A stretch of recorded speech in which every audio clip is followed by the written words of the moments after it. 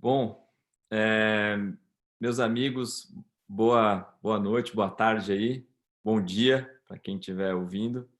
Eh, a gente vai começar aqui o nosso webinar, nosso segundo webinar a respeito de saúde mental, e hoje trazendo o tema saúde mental em tempos de incerteza e Covid, o que o Brasil e os Estados Unidos têm em comum. Então, quero lembrar, existe aí uma... Agora eu vou interromper isso aqui, o pessoal vai chegando. Existe aí uma interpretação, tem um globinho à direita da tela, que vocês podem entrar e selecionar aí o idioma português, porque a partir de agora eu vou fazer a apresentação aqui do nosso convidado e vou passar a falar inglês. Então, as pessoas que precisarem aí, necessitarem de tradução, fiquem aí seguindo aí no chat, aí tem também o detalhamento, tá bom? Well, so we just switched to English now. David, you can turn on your video there. I'll just start with you here with us. Great. So, well, first of all, David, thanks so much for coming. We're doing this series of webinars on mental health. Here in Bionexo, we consider that mental health is a very serious issue. And I was just thinking these days that, you know, when you have a sports club and they need high performance with their athletes, they invest a lot in their physical development and physical health. And we are, by the end of the day, corporate athletes as well. And we use our minds, basically our brains. So we need to keep that, our brains, our minds, very, very healthy in so many ways. So that's kind of our working tool. And we gotta make sure that it's working so we can you know, perform not just our work, but also go have a good health on our lives in general with family and everything else. So we've created a specific program to promote mental health in Bionexo, and we have a in-house psychiatrist to help us find right treatment when we need it, or just talk about random issues that we think that we need to. So a lot of things that we're doing, and these webinars are part of this work as well in creating awareness around mental health.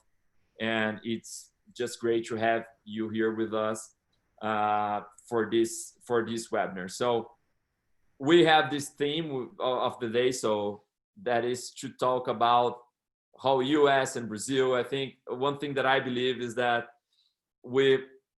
you know, I believe that a beautiful thing about the human beings is that they are very similar and very different at the same time, right? Because we suffer basically about the same thing. So we're going to talk about and learn about a little bit about COVID in general from you, and also about how the US is dealing with that. Not that I'm particularly interested in the US, but how can US and the way the US is approaching the issue, not from a political standpoint, but from a personal standpoint, can help us in light our way of approaching this moment that we're living that is so challenging in so many ways.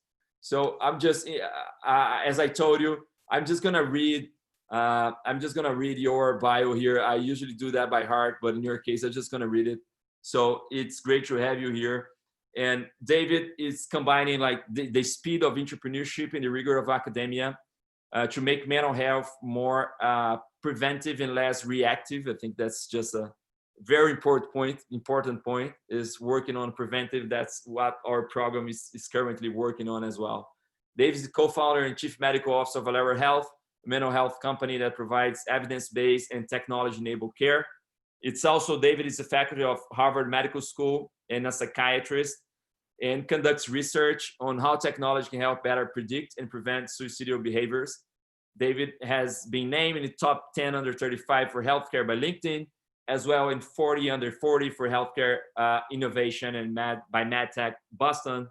And David is a Soros Fellowship, Gates Scholar, and Honoratio Auger National Scholar, and a member of a World Economic Forum Global Shapers in Boston. Graduated from Harvard College with a degree in neurobiology and earned his MD, MBA from Harvard Medical School and Harvard Business School. In his writings have appeared in New England Journal of Medicine, and is doing a marvelous work in spreading the word on mental health and raising awareness across the globe. And it's a great honor to have you here. And I'll just leave it to you. And we're gonna have a sort of a 30 minutes presentation, and we're gonna share a little bit of your knowledge on that topic. And then I'll come back, and then we have questions and we can discuss a little bit further. So welcome. Great, thank you, Rafael. And I just want to say, we've worked with so many different organizations across the world now, schools, police departments, companies, investors, investment firms, banks. And I have to say, your company is one of the most progressive in the way you think about mental health. And I think that really is a very progressive and forward way of running a company. I think this is going to become standard for how companies are run. So you're really at the forefront of this. I really appreciate that for bringing me in and having this discussion. So the theme here, I think, is exactly like you said. There's a lot of commonality between what happened and is still happening in the U.S. and what's happening in Brazil. And it just happened to us a little bit earlier. So we learned a lot through experience, which is unfortunate, but we learned a lot of what works, what doesn't work in terms of coping with this massive challenge that we're all facing. So I'll go through this in two parts. The first part is really talking about some facts about COVID and also some myths about COVID that could be dangerous. So some of the science behind COVID and why it's important to not believe everything that you read in the news. And then the second part of this is I want this to be as practical as possible. Very specific things that you can do to make sure that you feel better, that you can better cope with the situation going forward.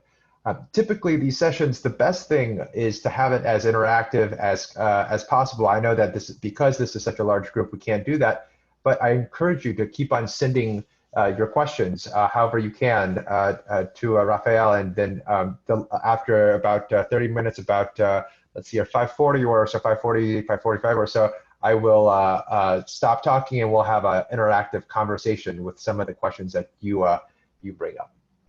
Okay, so with that, I'll launch into part one, which is some of the myths and facts about the pandemic.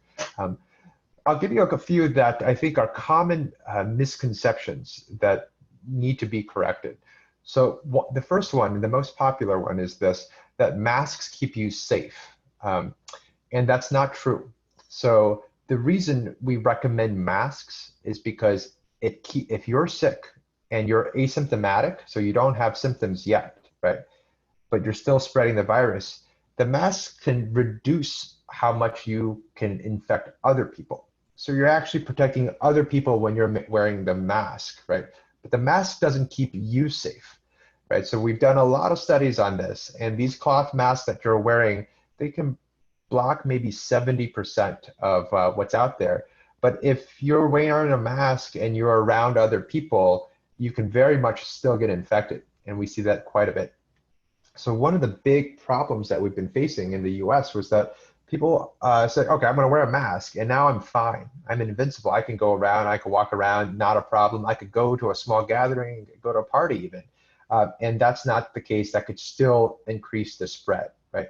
It might slow the spread a little bit, but you're still putting yourself at risk. So just keep that in mind. If someone say, oh, I'm wearing a mask, I can go do whatever I want, that's not true. That's not true. So you still have to do your distancing, the 6-foot distancing as much as possible.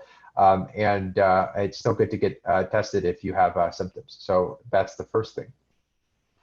The second thing that we're another misconception that's been very popular and unfortunately very dangerous is that people think that when you get a blood test for whether you've gotten COVID or not, and it comes back and you realize, oh, it's positive for antibodies, it means that I'm not symptomatic, I had it before, I'm safe now, I can't get COVID again.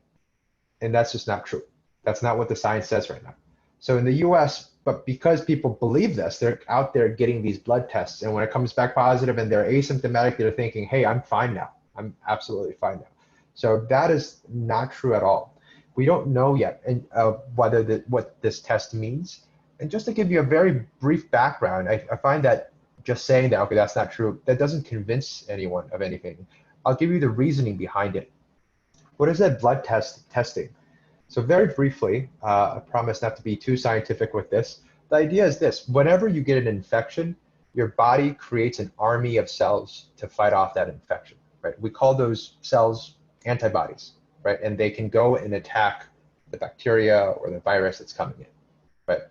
So some people get COVID, and now their body reacts and creates this army of cells, right? What the blood test that you're getting is testing is, well, is that army there? Are there cells here that are protective against COVID, right? So it comes back positive or it comes back negative, right? You don't really know more than that.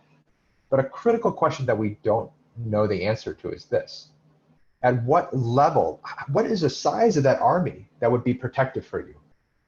It is possible that you're positive for this, having these cells, these protective cells, but it's just not sufficient yet. It's at a too low of a level so that you can get reinfected, right? We just don't know that cutoff yet. We don't know what that number is. So therefore, if you get a blood test and it's positive, it doesn't really tell you much. If it's negative, it also doesn't really tell you much, right? So the blood test doesn't give you any information yet. Eventually, as we do more research, we'll be able to tell, okay, if you have this many cells, that's protective. And below that, you're not protected. But we don't know that yet. So don't listen to news or friends telling you, oh, okay, I got tested, I got the blood test, I've got the antibodies, I'm fine. They're not fine, right? So this is something very, very important to kind of keep in mind as you're going in. The last bit is a challenging one because it's something that we all want to believe in, what politicians on both sides want you to believe, and what the press and what hope wants us to believe, which is that we know when this is all going to end. And the simple fact is that we don't know when it's going to end. No one knows when it's going to end. And just to give you some historical context here, we get one of these pandemics about once every 100 years or so. And it's happened for the last 1,000 years. We know this through research. So this is not atypical even. This is not even strange. This is expected at some level. What we don't know is what, does it go up and down once? Does it go up and down and up again after a certain point, that second wave that I'm sure that many of you have heard of? Or does it go up and down 3 times? There's a third wave. Right? And the answer is we just don't know. We really don't know right now. And it could be, that this is it. Once we hit the crest and we come back down, we're done. Right? It also could be that we're coming down and then let's say come fall and winter and flu season again, it starts going back up again. We simply don't know. So I would actually say that it's not, all of us have this drive to go and try to find information about, okay, when is it going to end? If I read this article, I trust this specific news outlet, I will know.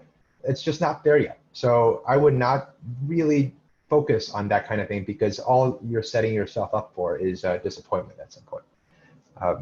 Okay, so that's the first part. And the second part I wanted to discuss is, and spend a little bit more time on, is okay, what are some ways that you can cope with the stress and the anxiety and maybe the depression that COVID has brought? And so again, I want to give you very actionable steps. So for each of these ideas, there's a very clear do this or don't do this, okay? So the first step I've alluded to in some small form already, which is you should avoid the news at all costs. I know this is very, very hard, and typically for these smaller sessions, what we do is we actually survey people beforehand, and we ask them, how many times do you check the news a day? And the average answer is usually more than 3, many of them more than 5, and some of them more than 10. And I'll give you an argument for why you should actively limit your news intake. So before the whole COVID thing happened, why did you check the news, right? It's interesting, it could be funny, right? It could be sports related, it could be entertainment related, and so it's entertaining. It could also be anxiety related, it could be about politics and it gets you fired up a little bit, right? But it's a mix of many different emotions.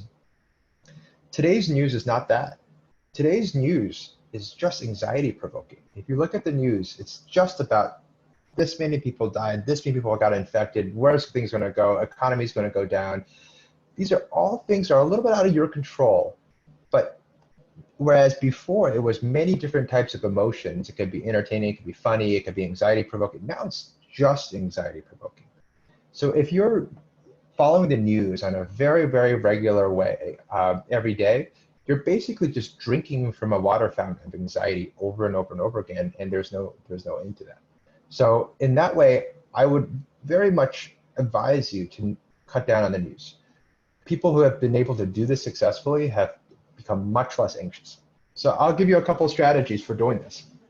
One, I have trouble doing this. I really have trouble doing this. And so I had to do this myself. One thing is, if you are one of those people who keeps the TV on regularly, don't stop doing that, or put it on a channel that's not the news, right? Two, notifications on your news apps, stop those. Turn off all notification on your news apps so they don't pop in every time you have an excuse to look at your phone again. It's going to be the news again, right? Cut those off. And there, perhaps the most effective way of thinking about this is actually to limit yourself to, for me at least, limit yourself to watching the news at least just twice a day. And how does that happen? I have it once in the morning and once in the early afternoon. Once in the morning, I check the news. Okay, I have a sense of what's going on. Once in the afternoon, when I'm having a coffee, I'll check the news again. And I don't check it again after that. And the reason is because a lot of people check the news right before they sleep. And if you're thinking about our analogy, if you're just taking a drink from that anxiety fountain, that's just going to make you very, very stressed out. So do as best as you can to not do that. If you can't do this, you don't have the willpower to do this, you should actually do it with someone else. So actually, I did it with my wife. I told my wife that we both need to stop checking the news. It's not helping us. We can't change it. This is just causing us stress. So we both just checked in on each other during dinner and said, hey, how many times did you check? Oh, I checked it 5 times today. All right, I'll do better tomorrow. And eventually, it became pretty commonplace to just check it twice a day. And right now, I don't thirst for checking the news anymore. It's not a big problem. So these are habits that's worth forming. The second thing, I would probably argue this is one of the most important things, is scheduling. So Raphael mentioned to me that you guys are all going to be remote, at least until the end of the year, potentially even longer than that, right? So, and what people have told us when they're working remote is very interesting. They said, I feel like I have much more time, but I feel less efficient and I feel just disoriented. And I can't really it's not really depression. Well, what is this actually? I can't really, it just feels strange to me. And that makes all the sense in the world. And I'll explain. So if you think about it, before COVID, you got on the subway, you took the bus, maybe you drove or you walked to work, right? And then when you're done with work, you did the same thing, the reverse. Maybe every Thursday night you had drinks with your friends and with your work colleagues. These feel like very prosaic and meaningless tasks, but they're not. What they are is they're a clock for your body and a clock for your mind. You begin to expect a certain pattern. So going to work is predicated on you're getting dressed and jumping on the subway, and then there's an end to the day when you come back, and now it's your personal time, right? So these are very clearly demarcated by very clear tasks. Those time markers are gone. They're completely gone. So now you're at home and you wake up and you amble into your office and it's kind of work, but then your child comes and then you're playing with your child for a little bit, and then you're trying to do a little bit of work again, but then your partner calls, your wife or your husband calls you, and then you guys are talking for a little bit. It just feels very amorphous, and it lasts like that throughout all of your waking hours. Our brains are not used to that. We are pattern recognizers. We prefer patterns, and when these nicely demarcated timelines are destroyed, we don't have that anymore. So one thing I would recommend is to have a very, very clear schedule. If you're going to say, I'm going to work from 9 a.m. to 12 p.m. and no one's going to bother me at home, right? This is going to be time just to myself. Even if I'm not on a call, this is my work time, and my partner or my family or my boyfriend or girlfriend will understand that. Then they won't bother me that time. That's great. And then maybe we can get lunch together. And then from 1 p.m. to 6 p.m., it's work again. I'm going to, no one bothers each other. I'm going to respect your time. You're going to respect mine. And then afterwards, I won't do work. Right? I won't do work, and we'll have family time or personal time. And so that's really important, setting those lines. what we typically find is when people first hear this, oh, I don't want to set these lines. I mean, it's just more convenient if I just, well, I think it's actually very, very, very important. And when people begin to set these lines, they begin to go back to their higher levels of efficiency that they've experienced beforehand. So this is really important. Related to this is we've heard another thing, which is we survey people, we ask them this question, when's your next vacation? And for an overwhelming number of people will say, I haven't thought about vacation yet. Why would I go on vacation? I'm at home anyways, right? I don't need a break from this. Well, the simple fact is you still do, right? If anything, you're more stressed than you are before COVID. Just because you're not going into work doesn't mean you're not stressed and you don't need a break, right? So I would really very much focus on, you still need a vacation. It's gonna be a different type of vacation, but you're gonna need some time off of work and organize that now. Think about that now. It doesn't have to be next week, but it could be 3 months from now, or it could be 6 months from now. But having that set so that you have something to look forward to, as you normally do in the past 10 years, 20 years, 30 years, right? That's important. Because right now, if you're thinking, I'm kind of relaxed because I'm at home, but I'm also working, I have nothing to look forward to, it just becomes this longitudinal thing that it's very, very hard to conceptualize what to look forward to. So I would say that it's actually very important to note when your next vacation is going to be.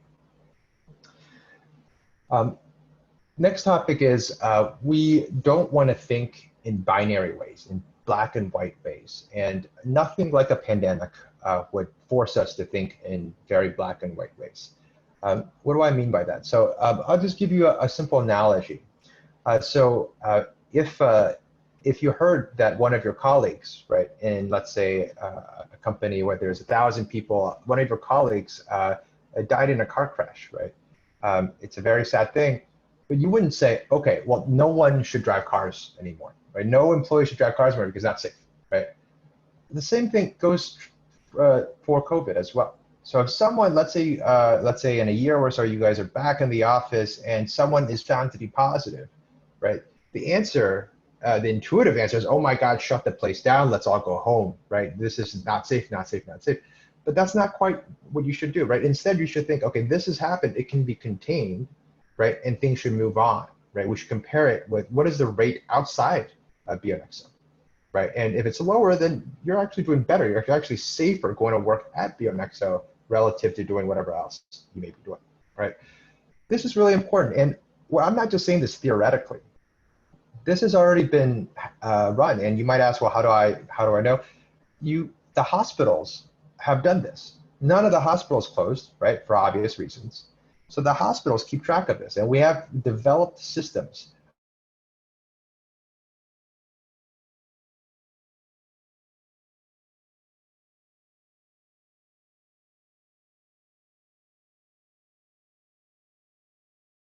Basically, whenever someone tests positive, you may be surprised to know, have lower rates of being positive for COVID than others. Right, so this is just something to kind of keep in mind as we go forward. Okay, and one point related to this is I mentioned this a little bit beforehand, and I think this is really important. This too will pass. I mentioned that one of these pandemics happened once every 100 years or so. Not a single one of these lasted more than about 18 months, 24 months at the longest, right? So there's all this talk about, you'll read it in the articles where they'll say things like, the world has changed forever. Everything is going to be terrible. It's going to be terrible. We're never going to be safe again. It's just not true. If you look at the history of where things have gone, we've actually been quite resilient and we bounced back quite quickly, right? So that's a very negative way of thinking about this, thinking that, okay, this will change the world for the worse. People won't see each other again. Parties are gone. There's no way that gatherings will ever become popular again. It's not only ahistorical, it's not what happens, it's also very negative, right? There's another way to think about this that's a positive way to think about this, which is that this change, this crisis, is a catalyst for change. It can cause change to happen much more quickly, for better and worse.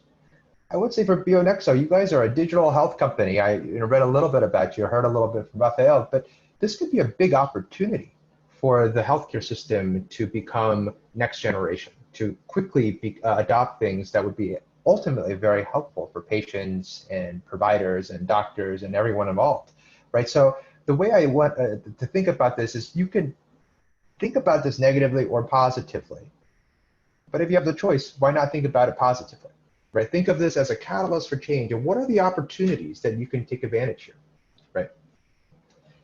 This is related to the next topic that I wanted to talk about, which is if you look at people, why they're upset.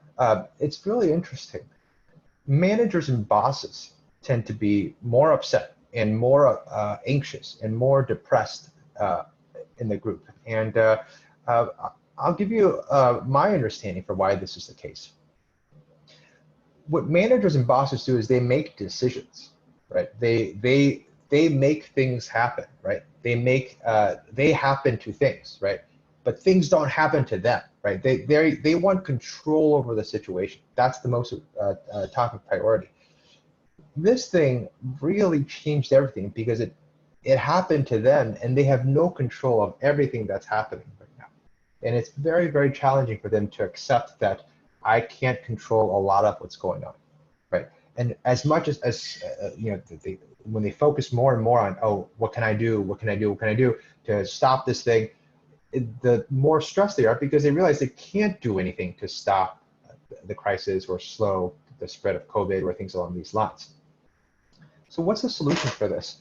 The solution in my mind, and based on a lot of research, is that the things that you cannot control, just don't focus on it. Do your best not to focus on it, right? What are the things you can't control? The spread of the pandemic, right? The virus, whether the government is going to allow offices to open and what kind of regulations they'll have on the offices once they do reopen, right? These are things that are completely outside of your control. So every minute that you spend worrying about that, what is the government going to do? It changes the outcome, not at all. It doesn't change it at all, right? So then what should you focus on? You should list out the things very explicitly. What are the things that you can control, right? And there are many things you can control. You can control, let's say, if let's say you have people who work for you, you can control how they feel about this. They're feeling anxious. Can you be there to help them out, right?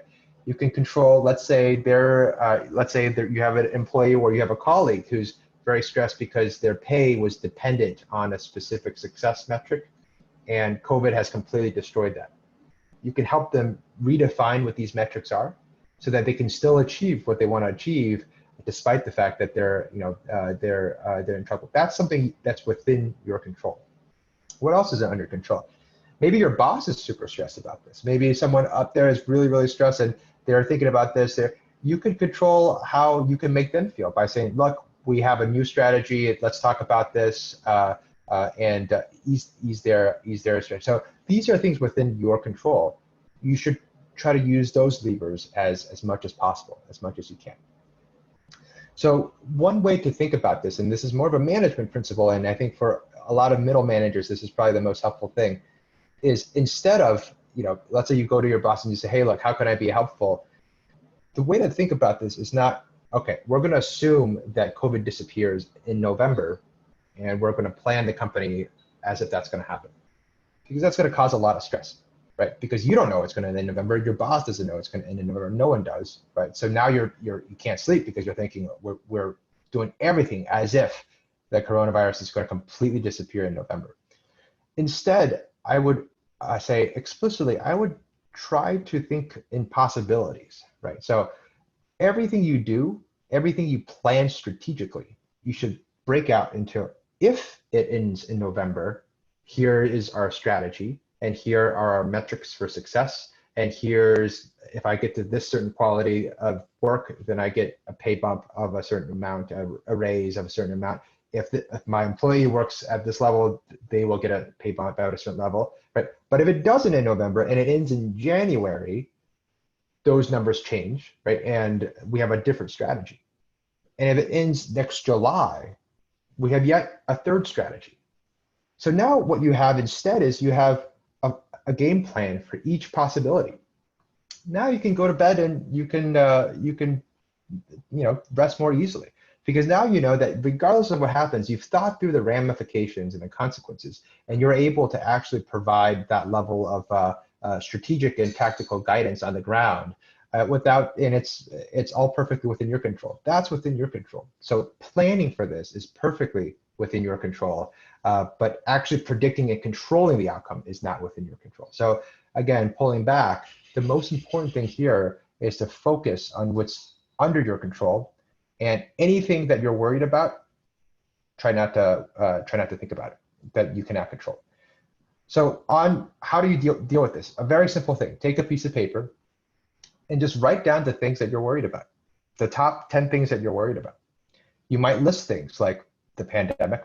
You might list things like my wife is anxious. You might list things all along these lines, and figure out which ones can you control and which ones can't you control. The ones that you can't control, just consciously try to ignore them by focusing on the list of things that you can't control. And we found that to be very, very helpful. For those of you who are interested, engaging in work with a therapist could be super helpful, especially during this time, because it's not easy to stop focusing on the things that you cannot control. But this is something that can certainly be learned. The last topic I want to talk about is arguably the most important, and it has to do with how you're dealing with other colleagues and other people right now. And the simple truth is you have to give people a break right now. So one of the top emotions, and this is again a survey that I typically do before this, one of the top emotions that we get from people during the pandemic, so anxiety is high, but some of the highs are irritability and anger. People actually get very angry at their colleagues and irritable at their colleagues. And a common thing we hear is that I cannot believe that so-and-so, so that John took 2 weeks off. That's just terrible. I'm working. He should be able to work. I don't understand what's going on. So there's a lot of blame going on. I hear another one, which is, I cannot believe that our government did this and they completely screwed it up. And had they really known all of this, it would have been much better. They killed a lot of people, right? So this is a very common refrain where there's just a lot of blame on people and things and organizations. I would argue that all of that is just our reaction to stress. Some of us react with anger, others become very quiet, others become depressed or anxious, right? So different people will react very, very differently to this. A lot of your colleagues might completely change their demeanor or the way they approach certain things, and they may be less efficient, they may be less productive, they might yell at you, right? They might do things that you think, oh my God, how could they do this? This is not civil, this is not professional. I would say in this time, just give them a break. Give people a break, because people are undergoing a lot of different things that are very, very, very challenging. I'll give you a story about this to give you a sense of what I mean by this. There's a company that we worked with in the US that their officers, their governors, and their CEO actually did way more to protect their employees in the COVID crisis. They gave them masks. There's all this stuff they did. They had very clear cleaning. They invested a lot of money, despite the fact that they were losing money during the pandemic. So they went above and beyond, and they were surprised to find that people were angry. The employees were super angry. So why are these employees so angry? They said these our bosses. They're terrible. They're absolutely terrible. They don't care about us. We're so. And the bosses were just really weirded out by what can we do? We're trying to preserve your jobs. We haven't fired anyone. We're really trying to work hard here to work with you. And after I spoke to the group at large, it was clear that they were scared. The employees were just scared of what was to come, right? And they just had no idea that they didn't know. When they didn't know, they felt like, okay, there's something going on that we're not aware of, and bad things are going to happen. And it came out in anger, and it came out in a way where it's us versus the bosses. It's the employees versus the bosses, and they drew that line, right? What I would say to that is that what we worked on in that group is, instead of drawing the line between splitting the company and dividing that and having a civil war, you should draw the line around the entire company. That the entire company is trying to work so hard to stay alive, and keep people employed and keep people safe and make sure that everything's going okay. We started doing regular sessions and we tried to send that message. And once that took hold, this entire problem disintegrated. It was a non-issue. The thing you have to keep in mind is you get to draw those lines. Who's in your circle? Is it my family against the company that's forcing me to work? Is it my company and my family against the government that's trying to force, that's not helping us in some way? I would just argue drawing a line and starting a war is not helpful, period. Any type of line drawing, any type of a war at this point would just bring you more anxiety and more stress. So think about that the next time before you get upset or stressed or irritable at someone. This is just something to think about, because the best managers and the best colleagues, I would say, and the best employees are able to catch themselves when they think about this and say, okay, this is because I'm stressed. It's not because my colleague isn't doing good work. It's not because that my employee isn't doing good work. It's not because my boss doesn't care about me. It's actually because I'm just stressed right now. I need a quick break and I'll get back on. Right. So again, this doesn't come naturally for a lot of people. So talking to someone, it could be talking to a friend or a significant other or a therapist, could be helpful to train your brain in order to think this way instead of reacting to a lot of this kind of thing. So with that, I'd like to pause and maybe Rafael, you and I can start a discussion and answer some of the questions that maybe you've gotten. Well, that was great, David. Thank you so much. I mean, you've actually fulfilled what you promised in terms of like giving us some very practical examples and ways of dealing with all these. And I mean, I just started my list already here on things that I can control and things that I can't control. And we had a conversation recently with one of the psychiatrists that's helping us in building the whole program, exactly about that, how people were feeling in a small group of 6 people. And that part, the control, the topic of controlling things were like just dominated, right? Because it really, there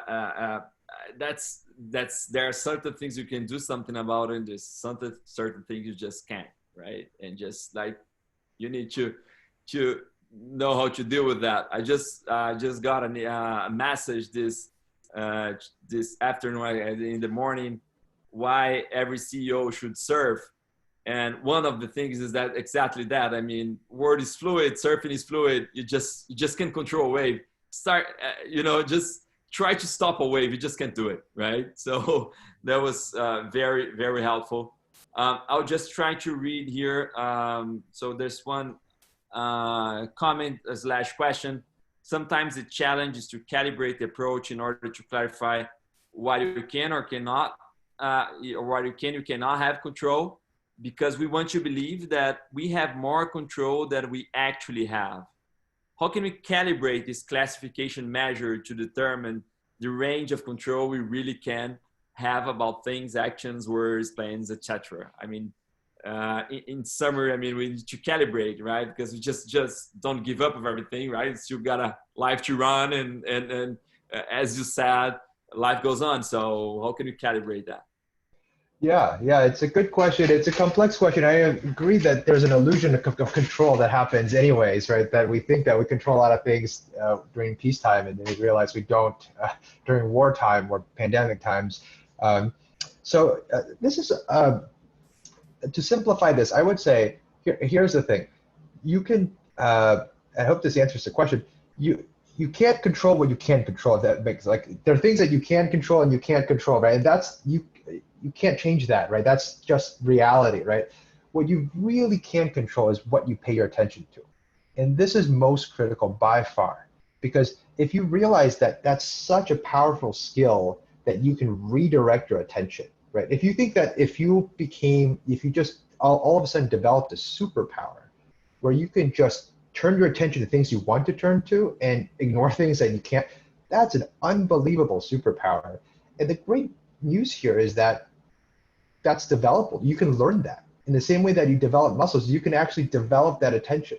right? So I'll give you some examples, and people have trouble thinking about this a little bit in terms of thought, but when it comes down to physical things, so there are deep sea divers, right, who can control their heart rate by thinking, right? And so their heart rate could be at 80, and they just by thinking can bring it down to 20.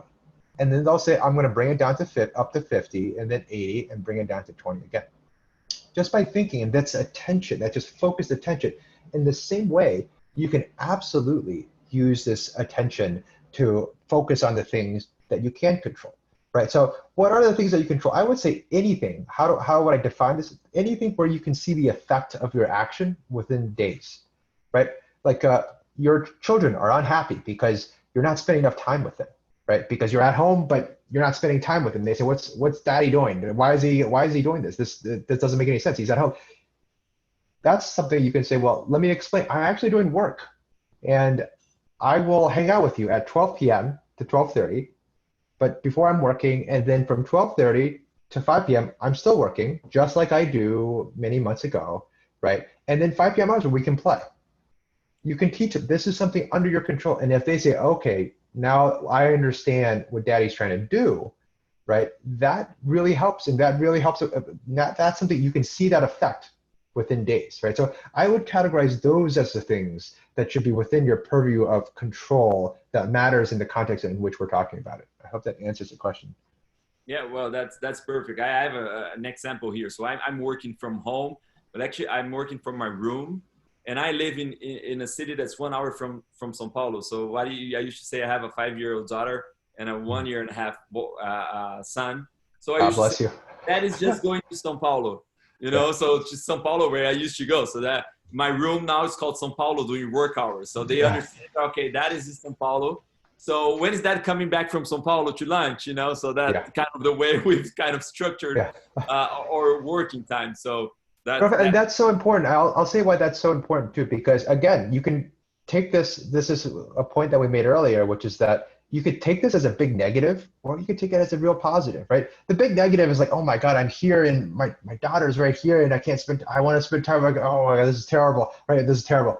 The flip side of this is thinking, my daughter needs to learn what limits are and expectations and how not to get exactly what she wants whenever she wants it, right? So this is a good place to learn that. So we're going to frame it that way, and she's going to learn that, and she's going to learn a little bit more self-control and understanding of respecting boundaries, right? So it all depends on your perspective, right? So this is not attention, but that's perspective switching and making the perspective a positive one. When we're geared, our minds are intuitively more geared towards negative interpretations. We have to counter that. Yeah, that's perfect. Now, so that's a good part, right? And I can say that I'm back from São Paulo in 15 seconds. I used to take like 1.5 hours on traffic. So that's it's positive, right? Yeah, I think one thing that you've said that kind of caught my attention among so many others is that you said that you should give people a break, you know, especially managers when they're like more anxiety. We have more anxiety in many cases. As you said, people deal differently with the stress, right? I'm the kind of guy that I'm more quiet. I usually don't go like to fight or something. But I'm quiet, so my wife knows when I'm stressed because I'm just quiet. I just don't speak, right? So that's kind of different ways people react. So tell us about it a little bit more, like what means give people a break? I mean, you told us a little bit more, but can you enlighten it a little bit further? Yeah, great. Yeah, so here's an interesting thing, and this is related, I promise, but taking an extreme example gives you a sense of what I mean by this. So in the hospital, so at Harvard, we have this saying, right? And this is in general in all hospitals, there's a saying, the patient is never wrong, right? And I'll be honest, when I first heard it, that's stupid. The patient's often wrong. I mean, sometimes the patient comes in and they they don't know what they're talking about. It's terrible, blah, blah, blah. It's just absolutely terrible. And sometimes they come in, they're yelling at you, screaming at you, when you did everything to help them, right? So they're obviously wrong. But I came to learn what that means. It means that the reason the patient is screaming at me is because that they're stressed. They're worried about they might be very smart, but they can't process the information right that minute because maybe their life is in danger. right? Maybe there's something that's going on. Maybe their child might die and they're super rational, but oh my God, my child might die. And all of a sudden this completely changes things, right? Maybe the reason that they're telling you something that, like saying you didn't tell me this when I did tell them that, is because they have a memory problem, or maybe because they didn't have the privilege of education and they couldn't understand everything, right? So the patient is never wrong. The patient is never wrong, right? What that real principle is this: under high stress, and patients are the group of people under the highest stress, you can't be wrong. We're going to cut them all the slack they want, and nothing they can do is wrong. Well, in a way, we're all patients right now. Since the pandemic, we are all part of that. So you should extend that courtesy to everyone, right? So that's what I mean by, no one, when someone does something that seems super terrible, or like, oh my God, that person obviously wasn't sick and then left work, what's going on? Don't assume the worst and don't go policing them, right? Offer support when you can. And even when it really feels wrong, offer support. Because most often what you'll find is if you dig deep enough and far enough, you'll realize that they're actually, it's actually something very, very understandable. I found that to be the case, put in a different way. Yeah, I've seen patients, I work at Mass General Hospital in Boston. We see criminals, we see murderers, we see rapists, right? And when you go in and see these patients at the very beginning and you see their one-liner, you say that's, you want to dislike them. You want to hate them even. You're hearing about what they did. You don't want to like them. But then when you hear their history, right, the more you understand, the more context you get, the more you're, oh, okay, that's a hard life that you had. Oh, okay, that was pretty rough when this happened, And so the idea here is that we should extend understanding. Whenever in doubt, extend understanding. Last thing I'll say about this is that the best managers never get angry. The top managers of all never get angry because they know that it's irrational. They might get angry and they'll catch themselves out and it's just, that was dumb, right? So the best managers, the top 0.1% never get angry. Those should be your role models. The CEO that comes in charging through and breaking things, right? That's rare for them to be successful. And when it is, somehow they get books written about them, right? Like Steve Jobs, but that's rare. But that's actually very rare. About it, right?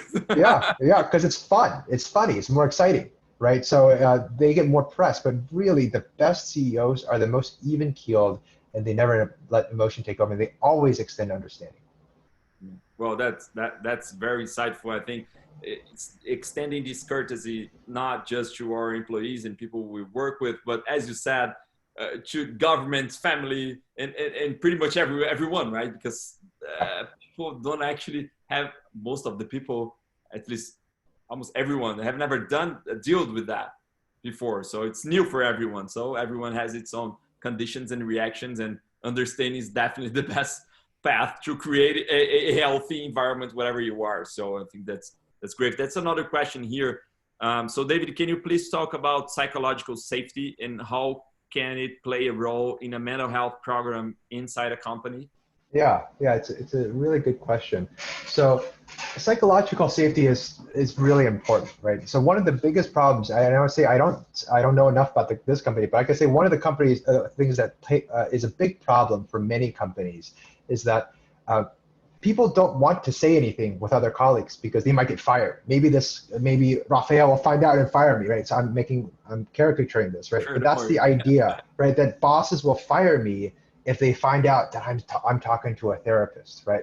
So creating that psychological safety is super, super important, right? And the best way, we've seen this over and over, the best way by far is for bosses themselves to say, this is helpful. I'm dealing with depression right now. I'm dealing with anxiety, right? This is what I'm doing. It was helpful. We'll keep it strictly confidential. We guarantee you it won't be used in any way to shape your employment. It'll be strictly confidential, just like, I don't know what they have in Brazil, but in the US we have HIPAA compliant, meaning you basically, the data here is completely internal, and unless the person commits a crime, you can't unseal the data, right? So that's the way, and I think you've done that a lot, many parts of it by, opening the discussion. Rafael, the fact that you're leading this discussion is important, right? I can tell you there are other big companies we work with where the CEO says, well, we have to do this, but they're going to let one of their lieutenants lead. They're not going to be here. They're busy doing something else, right? So it sends a signal to the group and the employees as what's okay and what's not okay. And psychological safety is just so critical. Yeah. Well, I think that's great. We hear a lot about innovation and like creativity and all that things, right? And not just the psychological safety at this time is just take on a whole nother dimension, right? It's just basic survival, right? For all of us, and having the searching for help is very helpful as we kind of providing that as well. And we decided to hire a company that deals with that, so we have no access to data at all. I don't want to know. I have so many things to deal with in my own life that I don't want to know about other people's life. I just want to get, okay, just let's work on what we know, where we're here to do and build and of course we have our targets and all that. Not targets are our goals, better saying our goals and business goals and personal goals. So I That's the think right approach. yeah. So we have another 4 minutes. David, if you want to just talk about the not directly related to the topic we're talking about, but you've been doing some great work in working with companies in creating this awareness and on behavioral health and mental health in general, right? How do you see that things that you said could definitely be a legacy, something that we will learn from this experience that I don't know if consciously or unconsciously we'll take that for our lives moving forward in a good way. How do you see that good side of it, of perspective? People say about the new normal. I don't know if I believe that. I don't believe it much, but at the same time, something have changed, and some of the things people that did have went through this experience and reacted in a certain way and reflected about it and thought about it and created new habits. This can be created and just build a good something good out of it by the end of the day. So how are you seeing that? Yeah. I think it's a great question to end on because I think positives are a really positive thing to end on. I think there are many positive things. So I would say, first of all, no question, companies have gotten more efficient. So there were actually studies beforehand. It was fairly interesting. In the academic studies, we've actually shown multiple times that when you allow people to work from home, they're more efficient, right? So if you think about where the legacy comes from, it comes back to the day when we're owning factories. All the companies are factories, right? You can't work from home, right? So the idea that you're at home means you're skimping from work. You're not going to work, right? It's not reality today, right? It's just not true today. If someone has a child, maybe they need childcare, right? But then they can work at night and they're more efficient at night, right? Forcing them to come to work in an office and then worrying about their child is not the most productive way for anyone, right? So anyways, this, I think, increased efficiency is a very, very serious thing. The second thing is, I actually think this transforms the way we do interactions, right? So Rafael, think about it this way. If before the COVID, I said, Rafael, let's do a deal together. And let's not meet in person, but let's jump on a video call. You're going to say, what's a video call? Why would I do a video call? Well, just do a video call with me. It just wouldn't happen. We would have to somehow meet in person. There's always this other stuff. It's friction to get things done. So I would also argue that this opens up many more possibilities that we open up in digital, and everyone's used to doing a Zoom call, and it's a new interaction, right, in many ways. And the last positive thing I'll mention, and I think this is a very significant one, think about just last year. If you saw someone on the subway who's coughing and sneezing because of flu, just not COVID, a flu, you would say, whatever. Now that's never going to be the case. For the coming years, everyone is going to wear a mask, and if you see someone hacking and coughing, and you're going to say, where's your mask, right? Even 5 years later, we would have this culture of it's flu season, right? Get your vaccine, A, and B, put on a mask. Right, this is a new thing that I think will be very positive. We actually think there are fewer flu deaths, not COVID deaths, but flu deaths this year because of everyone's wearing a mask, right? Everyone's staying home, right? So there are a lot of positives here as well. We don't talk about it because the negatives, I'm not going to downplay this, are so significant, but there are many positives here as well. That's great. So David, I know you have a hard stop now, so we are on time. We have another question here. I can send you later, and maybe we can follow up with with people. Absolutely. Yeah, happy to debrief this. And this was a lot of fun. Rafael, again, congratulations on what you're doing here. I think it's very special and very unique. And there should be a Harvard Business School case written about you once all this is over. I would love to work with that. I would love to work with that. I accept Yeah. invitation. I love case studies, but I went to Darden School of Business, so I had a lot of case studies, as you did as well. Oh, so gotcha. Yeah. definitely work on that. Yeah. Well, that'll be our second project together. Okay. Thanks so much. Well, it's great to see everyone. For being here, for sharing your knowledge and experience. Thanks for everyone that participated in this, and we're going to share the video later to everyone so we can share with their friends and more people that would love to hear that as well. Thank you so much, David. Great. Thank you, Rafael. Take care, everyone.